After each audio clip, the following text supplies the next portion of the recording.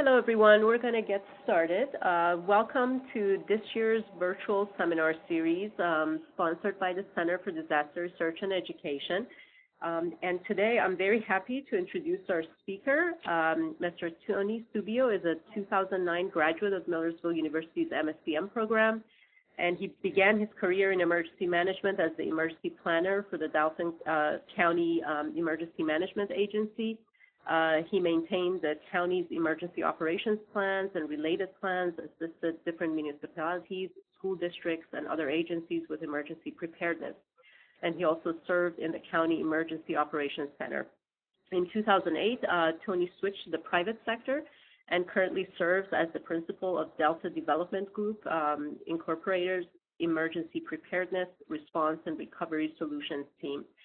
Tony has assisted public and private organizations with all hazards emergency planning, training, and exercises with specialties in hazard mitigation, post-disaster community recovery, and public health.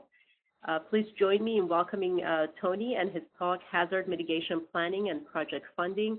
Thank you so much, Tony, and I apologize, everyone. I have a really bad cold, so please forgive my not so very good voice. So go ahead, Tony. Thank you again for joining us. Thank you very much for giving me the opportunity to speak to everyone. Good afternoon, everybody.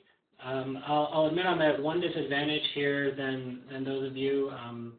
I cannot access the system that you're using, so throughout the presentation, rather than being able to advance the slides myself, I'll have to ask Dr. Yalda to be so kind as to do that.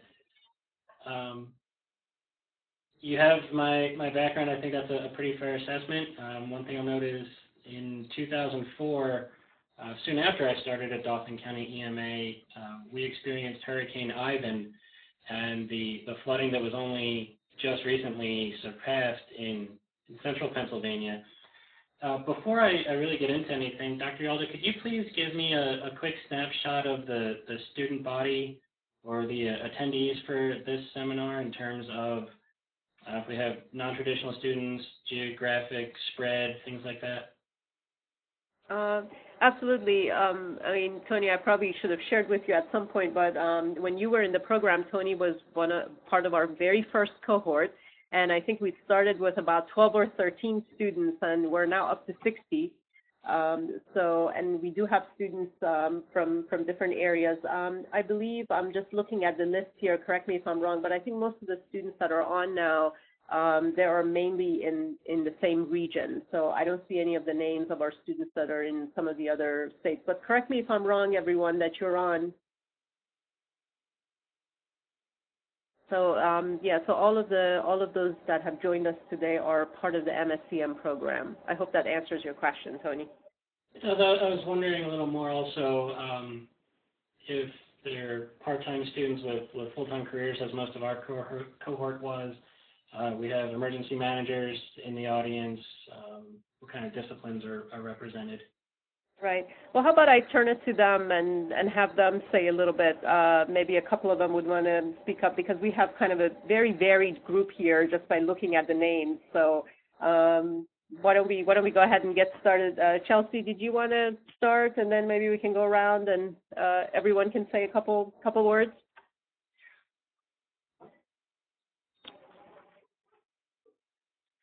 Hi, I'm the grad assistant for the CDRE. I have a geography background. I worked in the emergency services at Tioga County for about 8 months. That's probably the extent of my background in emergency services management area. Thank you, Chelsea. Mark, did you want to go next? Yeah, I'm not sure if you can hear me, but my name is Mark Ferrari. Professionally, I have a project management background in healthcare and about 17 years in emergency services in the volunteer capacity. Okay, thank you, Mark. Scott, did you want to go next?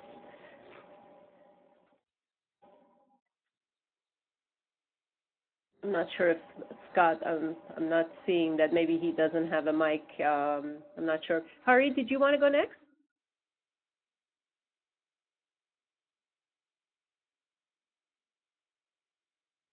Yes, sure.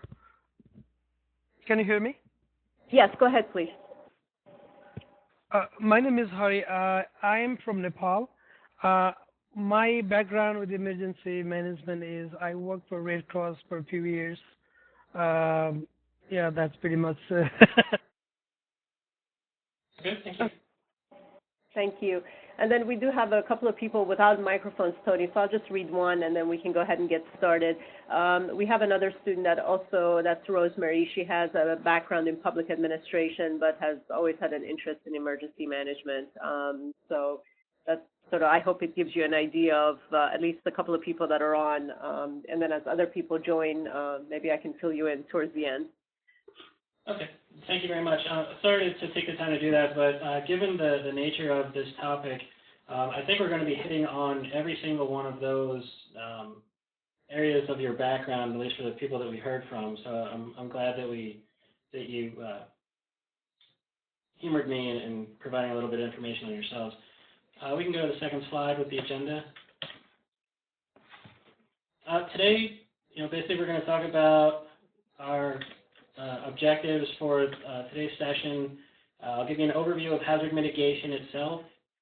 Then we'll talk a little bit about hazard mitigation planning from a practical perspective, and kind of the most salient topic that we hear in dealing with government clients. How are we going to pay for this?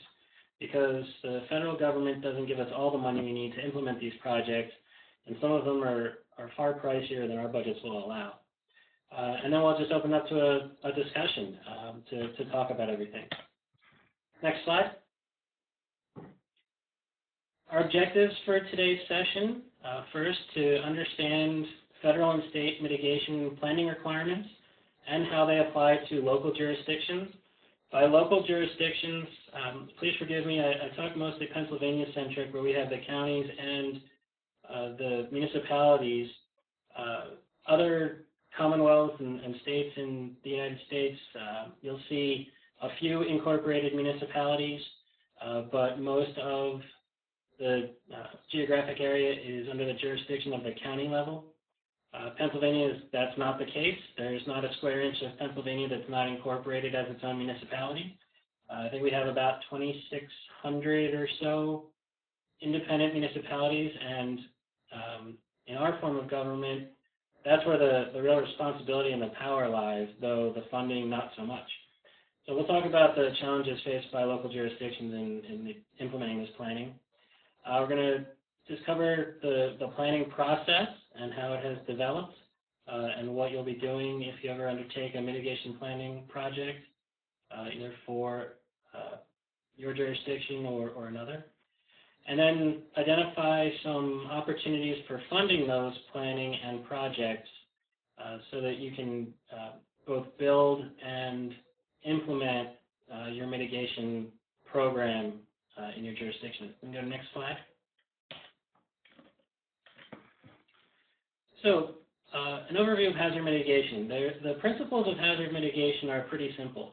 It's either to reduce the likelihood of a hazard impacting the community, and likewise it could be a facility or a state. It's just, for today's topic, we'll keep it to the local community. So reduce the likelihood of something bad happening, or reduce the impact of a hazard when it does impact the community. I don't think you'll ever be able to completely eliminate the possibility of a hazard affecting your community.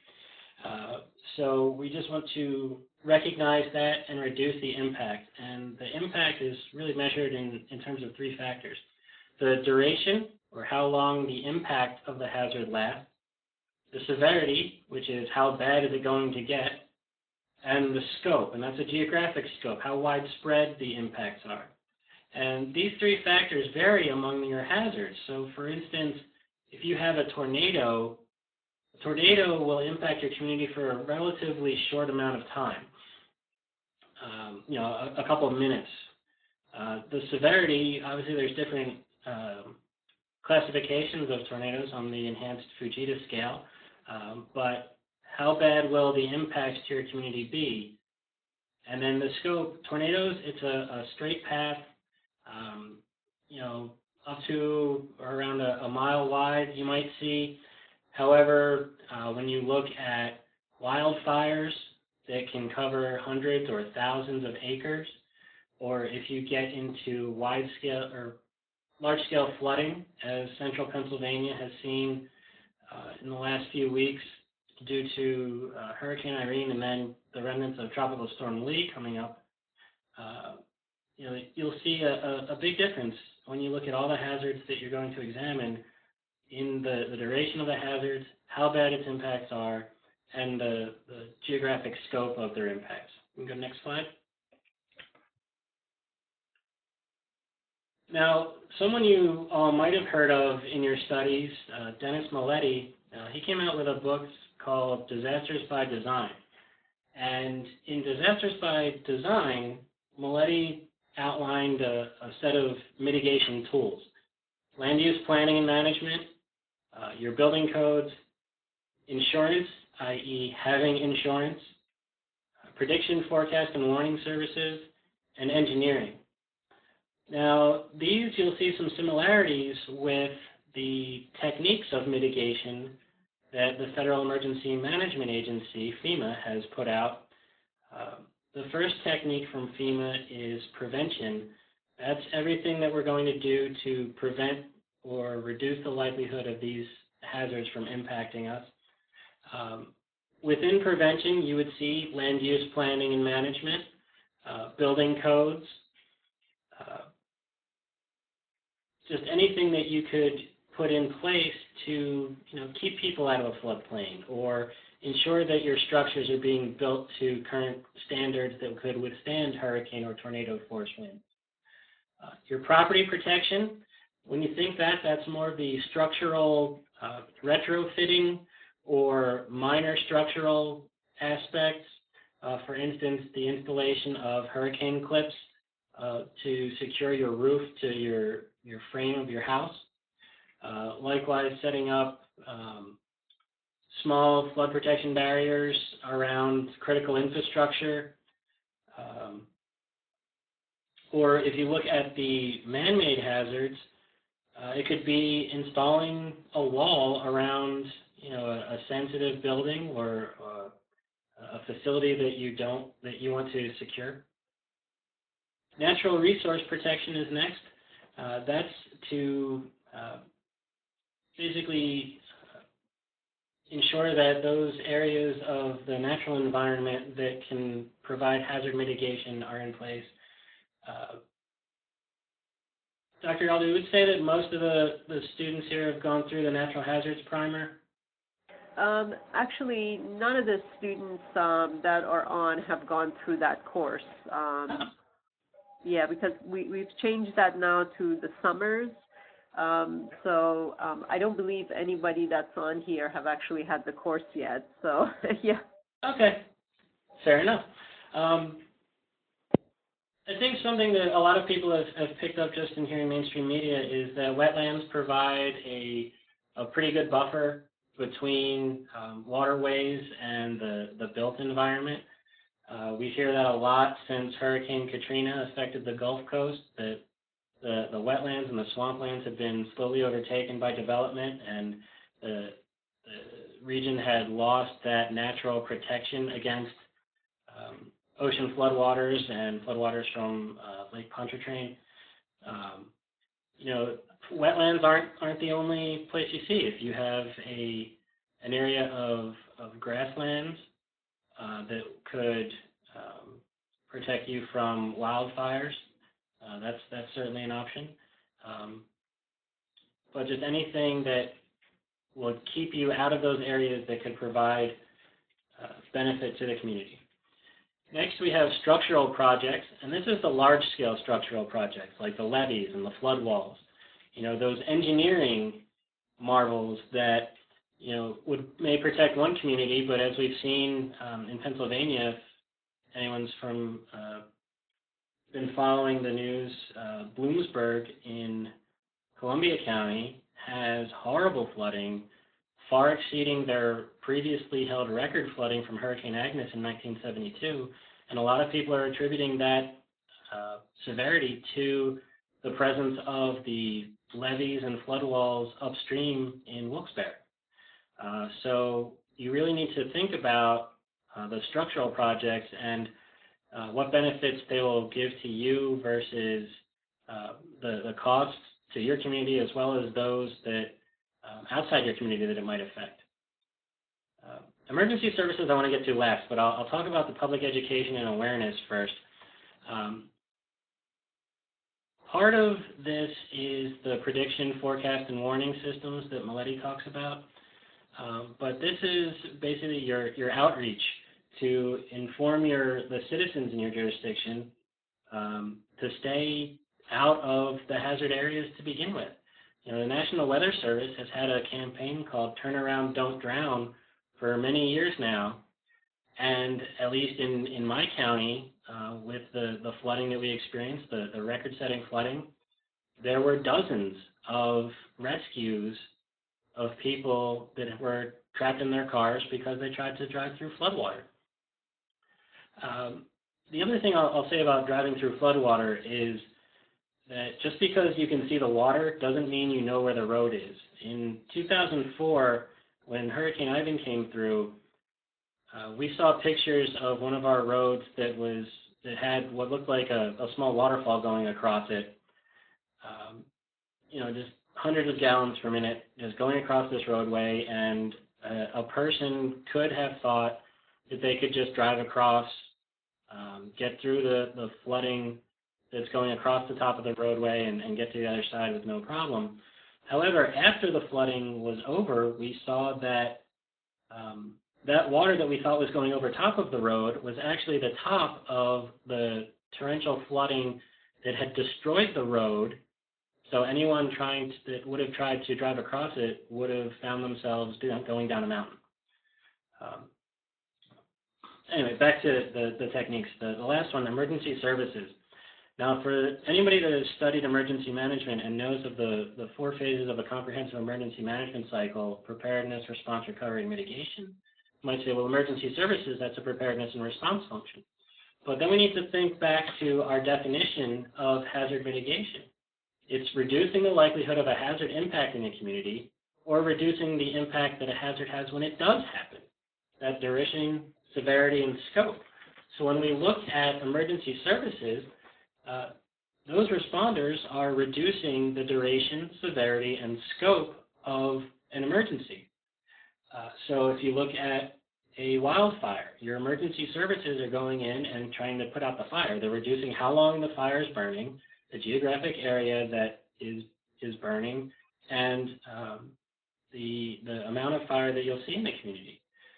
When you look at a hazardous materials release, your emergency services are there to go in and patch the vessel that might be leaking or clean up the spill. They're reducing the duration of how long that hazard is impacting your community. So what I think the field is moving towards, and something that I agree with, is if you have your normal comprehensive emergency management cycle with its 4 phases, showing as 4 arrows in a circle, I think that's changing. I think you're going to be seeing an inner circle of preparedness, response, and recovery with an outer circle of mitigation surrounding it, which is really more realistic in what we see in the field in implementing mitigation measures. I'll go next slide. So when we get into the hazard mitigation planning, there are both federal and state requirements. I'm just going to give you a quick description of them because there's 44 CFR 201, so section 201 of the 44th chapter of the Code of Federal Regulations is the Disaster Mitigation Act of 2000, which has been amended since 2000 and itself is an amendment to the Stafford Act, which I'm sure you all have studied. So from the federal standpoint, a hazard mitigation plan needs to comply with 44 CFR 201. That includes thorough documentation of the planning process, which, when they say thorough, they mean thorough. A county level hazard mitigation plan can easily reach 200 to 300 pages. The documentation of that planning process might be as long or longer. For instance, I worked on Lycoming County, Pennsylvania's hazard mitigation plan over the last couple of years. They have about 50 municipalities, and within the planning process, there were several surveys that were filled out. There were meeting minutes, and when you get 10 pages of surveys distributed to 50 municipalities, and you have to include all of those surveys in your documentation, right there you have 500 pages of documentation.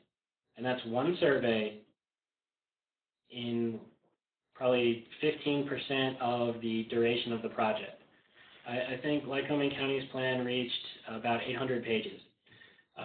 So that, I kind of use that as a scare tactic too. So for everyone that complains about having to write a 10 to 15 page term paper, invite you to Google hazard mitigation plan and take a look at the length of the documents you might be producing in your professional life.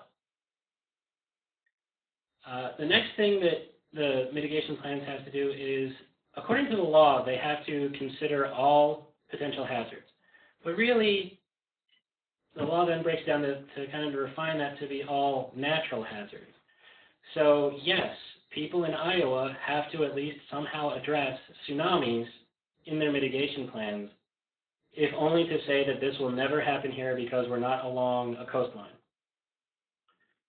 People in landlocked communities with relatively few waterways obviously will still have to address flooding. People in the southwest United States still have to address winter storms. People in Alaska still have to address extreme heat. You see, it's all potential hazards. And in practice, what you see is a hazard profile of each of those hazards, and we'll talk about that in a little bit.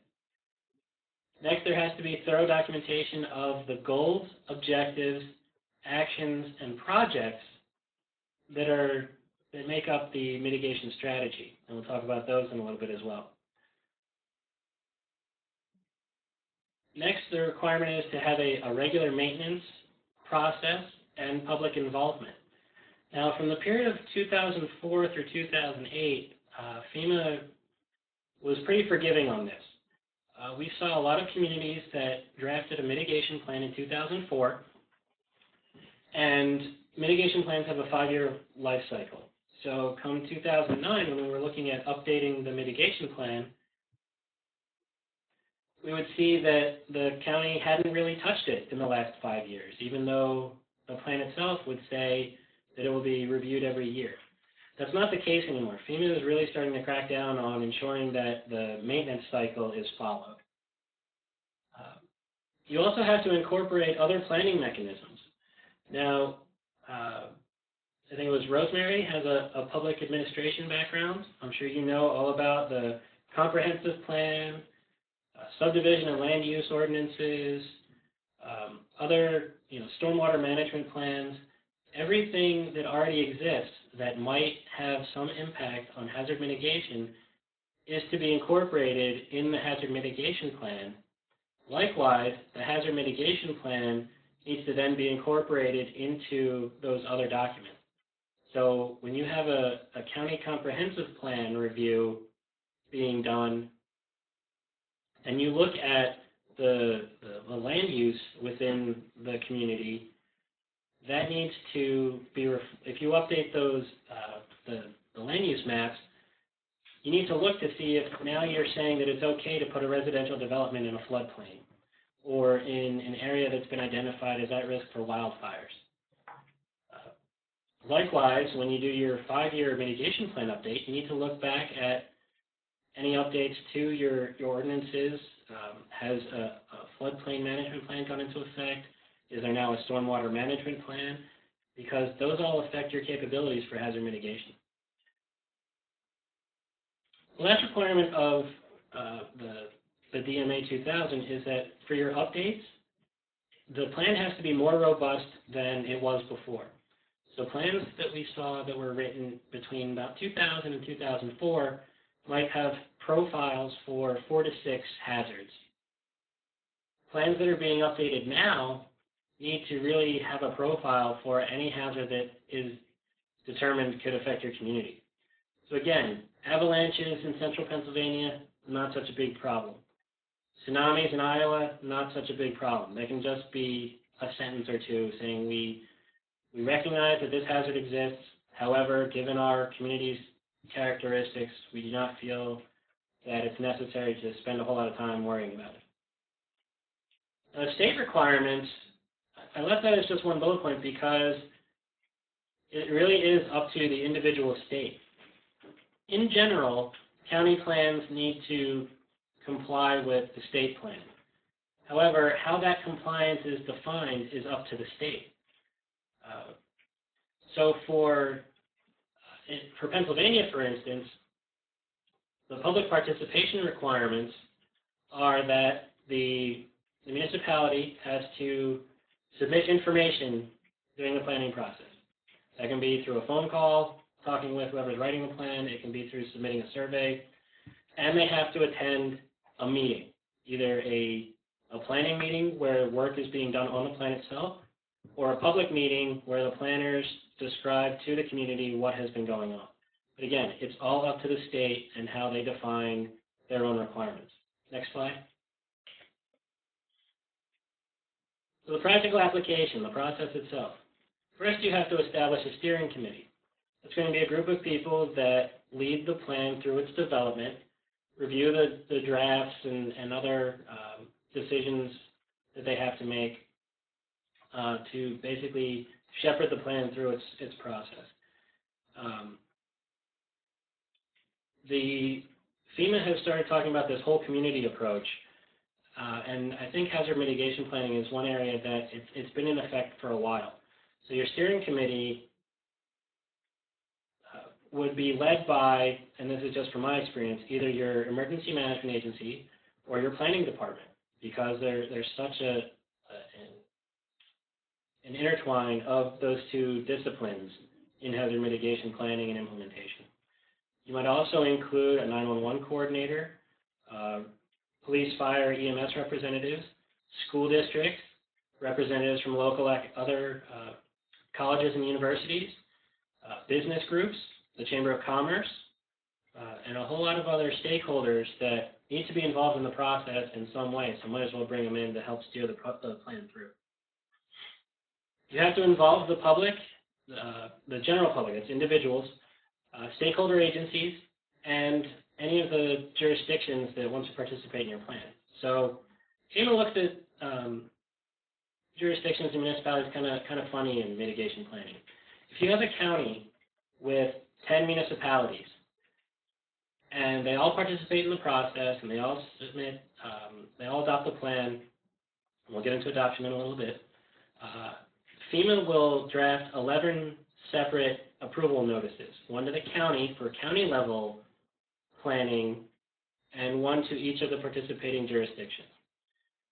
Now, involving these groups could be through outreach meetings, and this can be either meetings that you hold specifically for the mitigation planning process, or if there are already meetings going to happen, try to get on the agenda.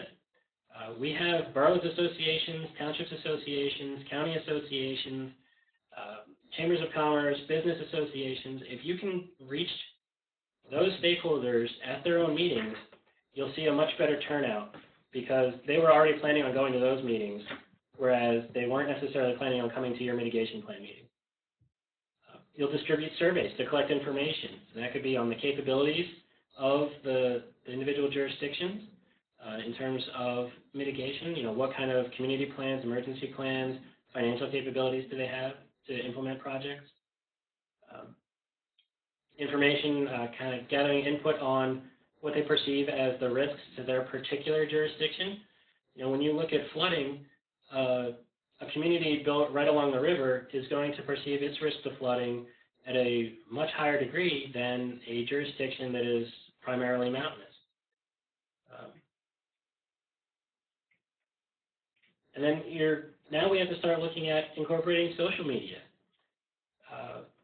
You know, your plan and the process documentation is pretty much expected at the very least to be on the jurisdiction's website. You can start a Facebook page just for your plan update. You know, you can have your committee start tweeting about what's going on and when meetings will be held. You could post a video of the meeting on YouTube to allow others that weren't able to attend to at least see the content. The next part of the planning process is to assess and profile those hazards and the risks. And this is really probably the most important part of the mitigation planning process, because the hazards that you look at drive everything else of your plan. Next slide. So that risk assessment. Like I said, the risk assessment is the basis for the activities that the county or the communities want to put in the plan. It allows you to focus on mitigation efforts for the high-risk areas. So how would you know where to focus your effort if you don't know what could affect your community? Now, each hazard is identified by 4 factors: the location or the geographic spread of the hazard. Some of them have easily delineated geographic areas, for instance, the floodplains.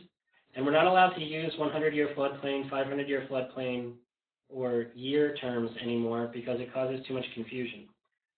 And you can see that in the newspapers nowadays. I mean, you'll see interviews with people saying that this was definitely more severe than a 100-year event.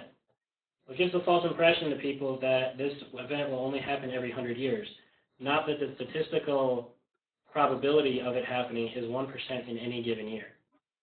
Likewise, the 500-year floodplain we refer to as the 0.2% chance annual floodplain. Your magnitude of impact. How bad is it going to be? If we look at winter storms, do we expect a couple 8 to 10 inch snowfalls a year? Or like the areas around the Great Lakes, is 3 feet of snow in a week not a big deal? You need to identify the previous events. And that's pretty easy, especially for natural hazards, because the National Weather Service, National Climatic Data Center, NCDC, maintains records back to 1950 and sometimes before for a wide range of natural hazards for any location in the country. It's a key resource we use when we look at hazard mitigation plans. And also, you have to determine the likelihood of a future occurrence. With flooding, it's easy. We look at the 1% annual chance floodplain. Its likelihood of future occurrence is 1% every year. A lot of times, to determine the likelihood of a future occurrence, you look at how often it has occurred previously. If you know that you see about 5 major snowstorms every year, next year you're going to expect about 5 major snowstorms. And then we look at the vulnerability of the jurisdiction to those hazards based on these events.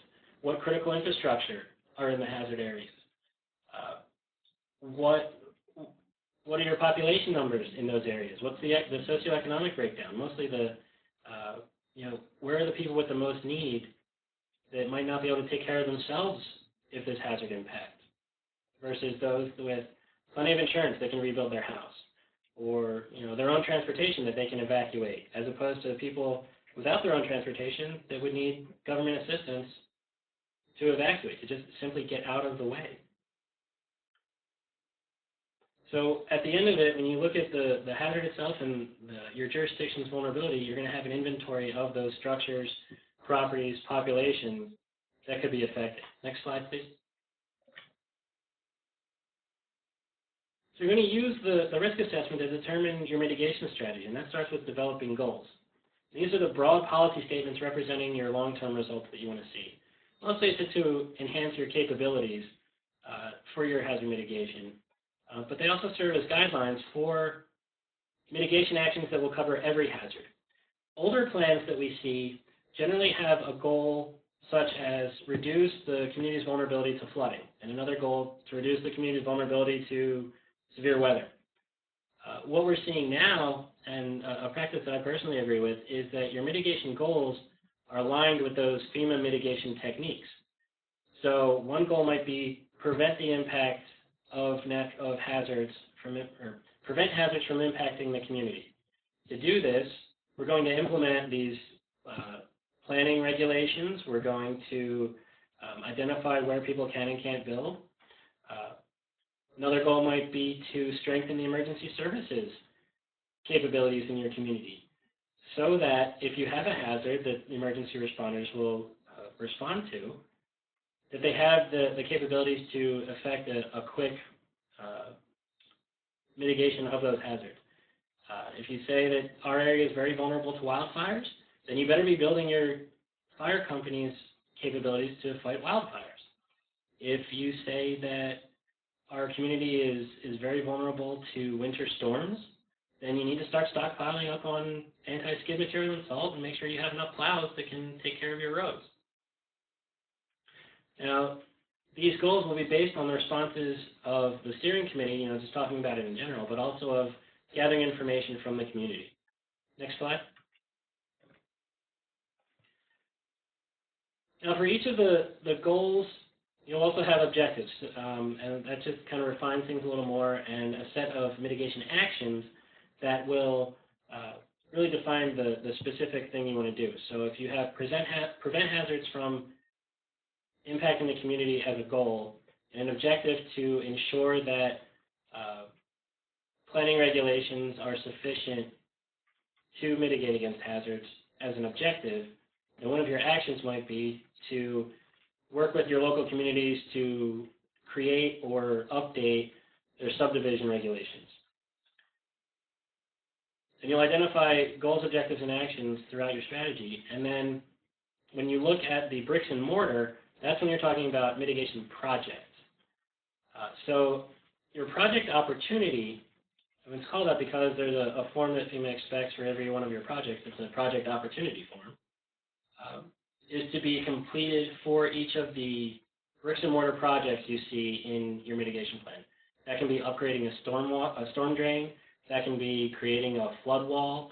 That can be installing hurricane clips in your critical infrastructure.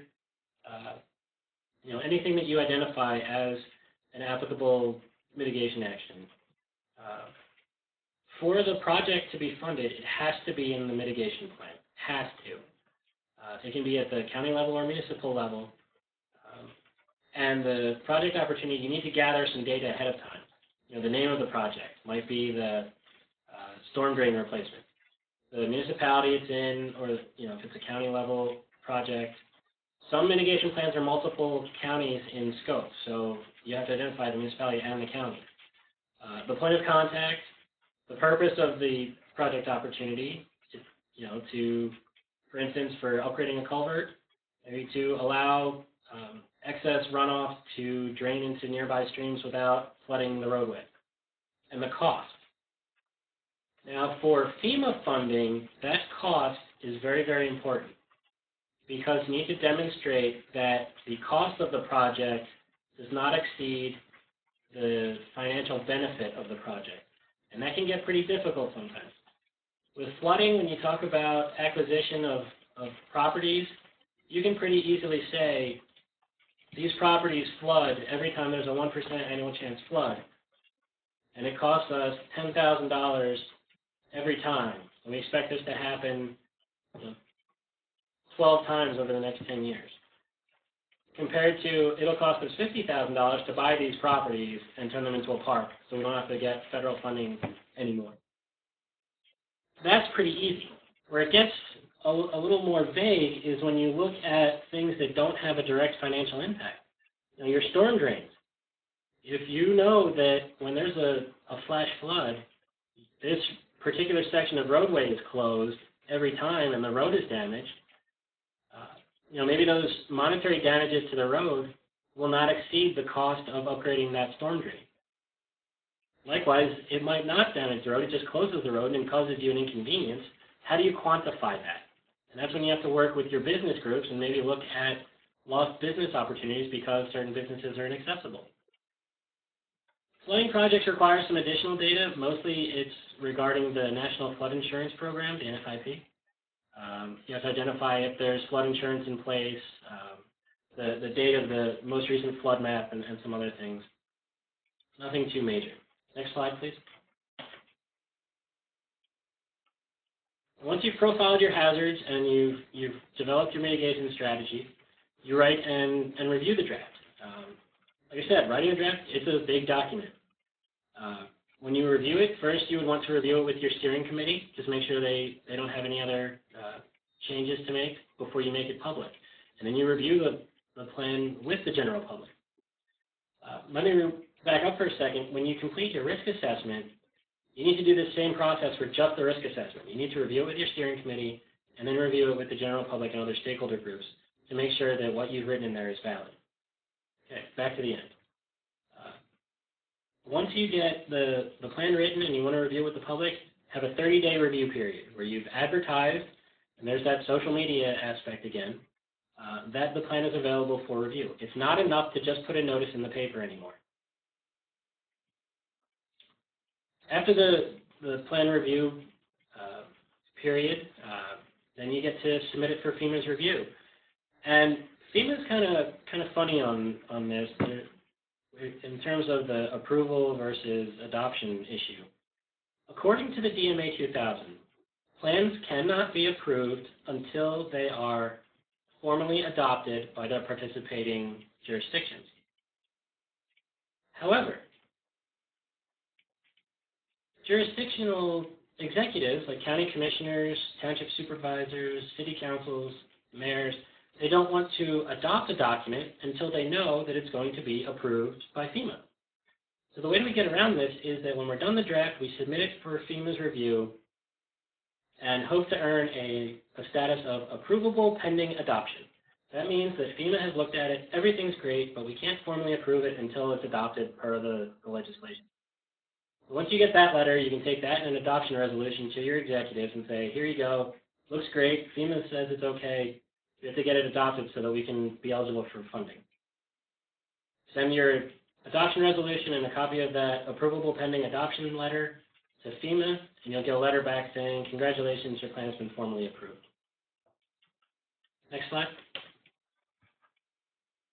Now, what a mitigation plan does for you is it makes you eligible for mitigation funding.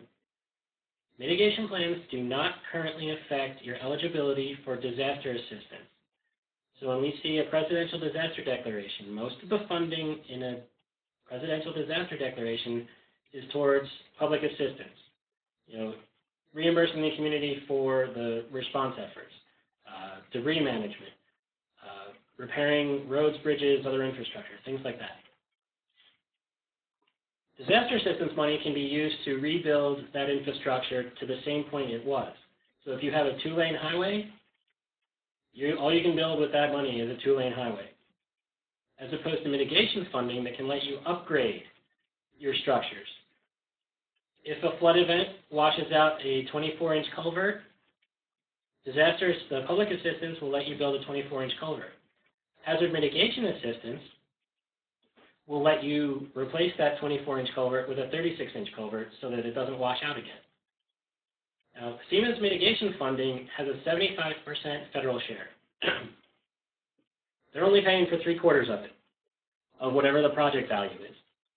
And that assistance has several different funding streams. There's the Hazard Mitigation Grant Program. That program is tied to presidential disaster declarations. It's the 20%, 25% of the disaster declaration that is allocated for mitigation funding, and that's it. Then you have your pre-disaster mitigation program. This one's in, actually the next couple, the flood mitigation assistance, the repetitive flood claims, and severe repetitive loss. Those last three are only for flood events. But those three, plus the pre-disaster mitigation grant, are released every summer. There's guidance put out on how to apply for these. For instance, the pre-disaster mitigation grant, you can apply for money to write your mitigation plan or to implement any of the projects that you have in your plan itself. That 25% local match is a hang-up for a lot of people because when you look at replacing a culvert, you might have several $100,000 in cost to do that.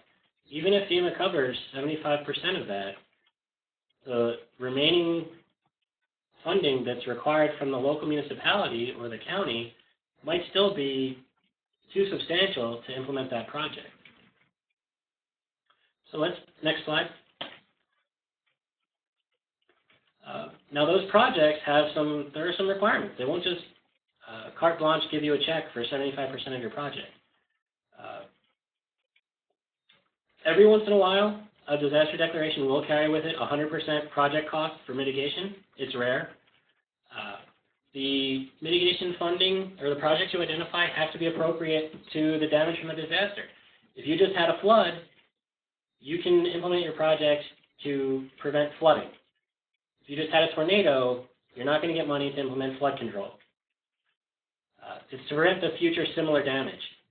And it has to be related to the eligible elements of that damage. For instance, if you look at a roadway, if a U.S. route, like U.S. 30, U.S. 15 around here, those are federal aid highways. You can't use FEMA's money to do anything to those highways.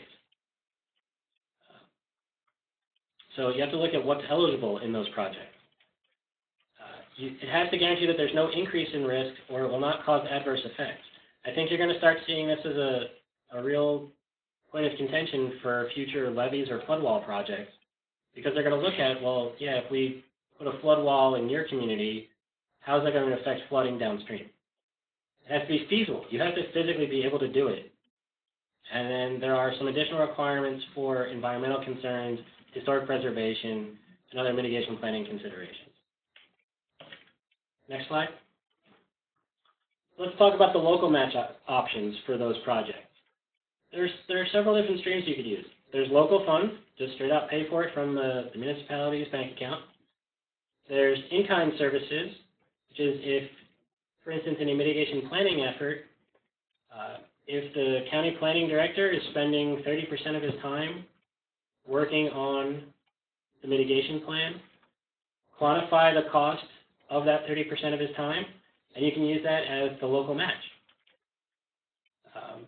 Likewise, for mitigation projects, if you have an engineer that you have to pay to do the pre-design studies, that'll count towards your local match.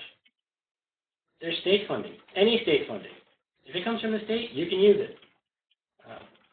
And then there's even some federal funding that can be used as the local match to FEMA's money.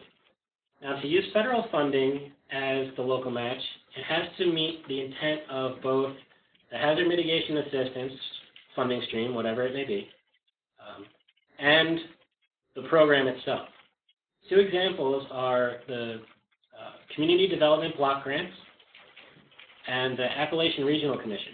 The Appalachian Regional Commission covers probably a third of the eastern seaboard, basically the entire area covered by the Appalachian Mountains. It's an economic development entity that also includes provisions for strengthening infrastructure. So if you have a project to upgrade a culvert under a roadway, you might be able to use this funding. The CDBG, the Community Development Block Grant, is also an economic development funding stream, but one of its goals is to ensure the health, safety, and welfare of people. So you can use that for basically any mitigation project you can tie a life safety risk to. Next slide. Now, some of these state funding programs that have historically been used for that local match in Pennsylvania, there's the Department of Community and Economic Development, DCED. They have several streams: floodplain land use assistance, H2OPA for stormwater and sewer projects, infrastructure development, land use planning and technical assistance program. That has helped many communities upgrade their comprehensive plans and some community ordinances. Infrastructure investment for stormwater management. There's a whole slew of them. If you live in Pennsylvania, you can go to newpa.com, NEWPA.com, to see basically any funding stream offered by Pennsylvania. There are several categories. Just look through each of the links, and you can see all of the programs that could be used as that local match for state funding. Next slide. We get into the Department of Conservation and Natural Resources, land trust grants. Acquire and plan open space that face imminent loss. Buy out people in a floodplain and turn it into an open space park. Greenways and trails development. Same thing, wetland, boardwalks.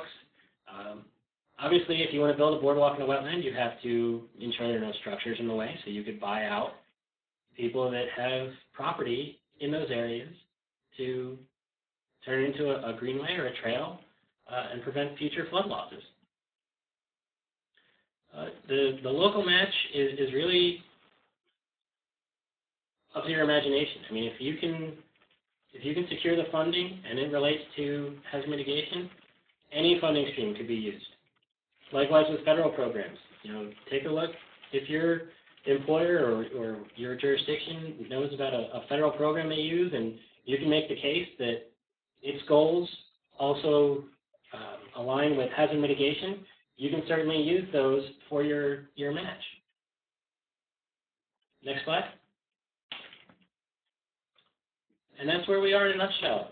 We talked about the principles of hazard mitigation. We talked about hazard mitigation planning and the joys that it brings. And funding. How do we implement these projects if we don't have the money for it? Next slide. What are your questions? Thank you so much, Tony. Very informative talk, and of course, you always do such a good job covering all the different elements. So we really appreciate it. I do want to open it up to questions. So, do you have any questions?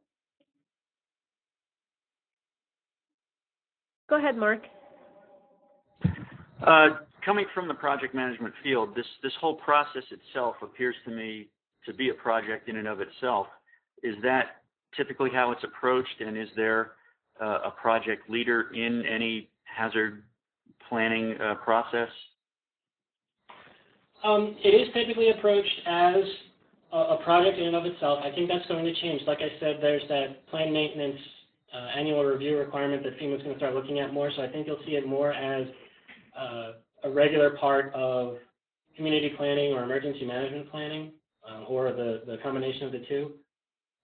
Obviously, from my work, I mean, just in the last 3 years, I've worked on 6 hazard mitigation plans, and every one of them has been funded by the state or FEMA, and is definitely a project. I mean, there's a start date and end date. A lot of times, jurisdictions use consultants for these things, which is good for me, being one. And the plan itself, you do have to identify the single individual, sometimes by name, as opposed to just title, who is ultimately responsible for this plan. And again, usually that's the EMA director or the planning director, but it could be anybody in your community. Does that answer your question? Yes, it did. Thank you. Okay. Any other questions?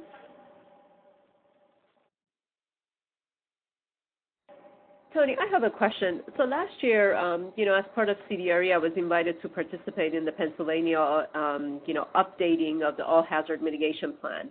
And it was interesting because, you mentioned that all different locations still have to think about hazards that may not necessarily impact them, that they're known as hazards that really have very low, possibility of affecting these areas. But I remember that last year, the group that was, running this update was very quick about eliminating certain hazards. So do you think that that's common practice, or was this just because they were because it was just too large of a mitigation plan and they were trying to control the different elements?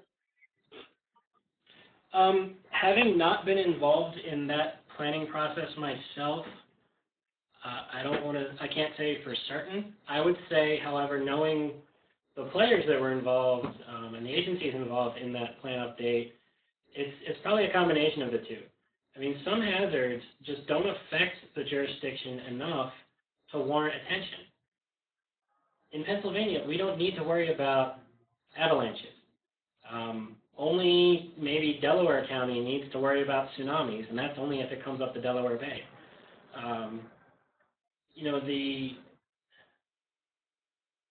A city like Pittsburgh, Philadelphia, Johnstown, they don't need to worry about wildfires affecting them, mostly because wildfires in Pennsylvania, don't usually get more than a couple hundred acres. So I think it's part, being realistic and focusing their effort where it will do the most good, and part, that if you really fully profile every hazard that you're required to address, the plan will increase in size dramatically. The plans that we've done in the last couple of years formally profiled 18 hazards. with about an even split of them being natural hazards or man-made hazards, such as transportation accidents, hazardous materials releases, natural gas drilling sites and accidents has become big in Pennsylvania in the last couple of years. But yeah, it's a combination. Okay, thank you. Yeah, that was definitely an interesting process. It was a series of very long meetings and, and the discussion was quite interesting, in terms of how they went about looking up the related data to decide what were the priorities and so forth. It was definitely eye-opening. Mm-hmm. Any other questions for Tony? All right. Well, thank you very much for your time and for taking the time to prepare this talk. We greatly appreciate it. And for those of you that are on, if you think of any questions at a later time, please let me know. And Tony, if it's okay with you for me to share some of the questions, if anyone thinks of something at a later time. And of course, we're proud of Tony as one of our graduates, and we always sort of, utilize your expertise. So thank you again. No problem. It's been my pleasure. Thank you very much, Dr. Yalda, and everybody that attended. I like being able to come back and talk with, my fellow students at Millersville and elsewhere. Absolutely, if you have any questions, feel free to forward them through Dr. Yalda. I'll get back to you as soon as I can. Okay, thank you, Tony. And just so you know, everybody is sort of texting on the side saying great presentation, thank you. So I'm just relaying those messages as I'm seeing them on the screen. Thank you very much, everybody. Have a wonderful weekend. Yeah, same to you, Tony. Thanks so much. Bye-bye. Bye-bye.